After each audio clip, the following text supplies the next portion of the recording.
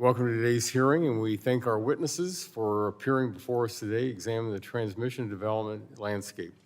Today's discussion will be an important opportunity for our subcommittee's continued work to modernize the power sector and chart a path towards energy abundance, affordability, and economic growth. The witnesses before us will provide practical insights into why states need to maintain authority over permitting decisions, as well as the engineering and affordability considerations utilities account for through their integrated planning processes.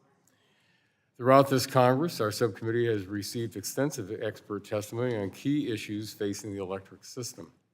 We discussed the affordability challenges for American families. We've heard directly from NERC and our grid operators about the reliability crisis. We've also examined the need for reliable energy during winter storms and power for future industries like AI and manufacturing. Demand for reliable energy is rising faster than at any point in history. Clearly, we need more generation, transmission, and a great deal more of it. Significant investment is flowing into the power sector.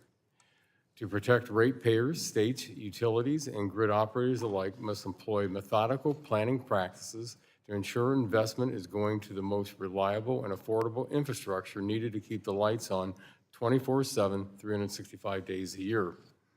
But today's discussion doesn't occur in a vacuum. For years, policymakers and stakeholders have called for permitting reforms that make it easier to build in this country.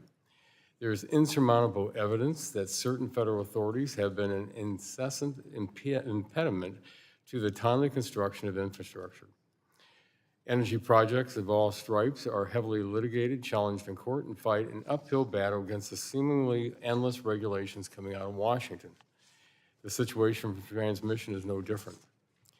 Time and time again, transmission development is impeded by the weaponization of federal environmental permitting laws that extend project timelines and raise costs. At the end of the day, those costs are borne by the consumer and limit economic growth.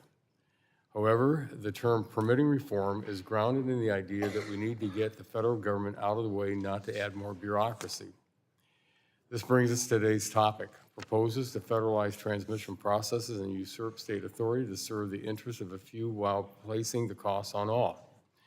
Transmission planning across the country varies depending on market structures and regulatory models.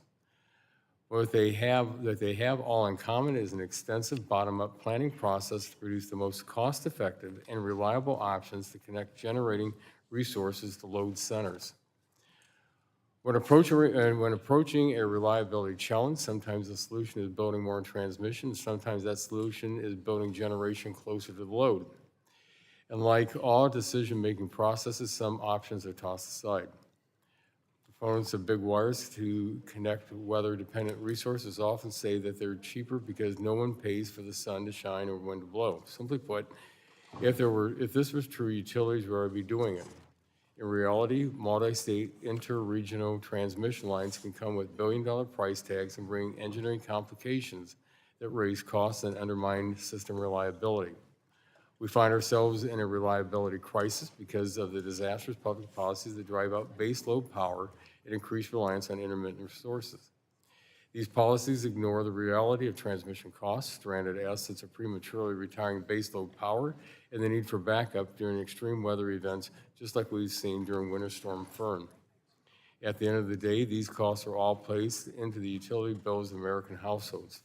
The data speaks for itself. For the last 2 decades, utility spending on generation has plummeted because of abundant, cheap natural gas, while transmission and distribution spending have skyrocketed because of intermittent energy mandates. Permitting reforms is necessary, but we need to correctly diagnose what issues are practically inhibiting efficient transmission development.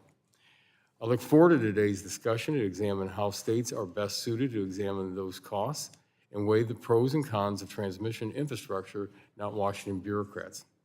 With that, I yield back the balance of my time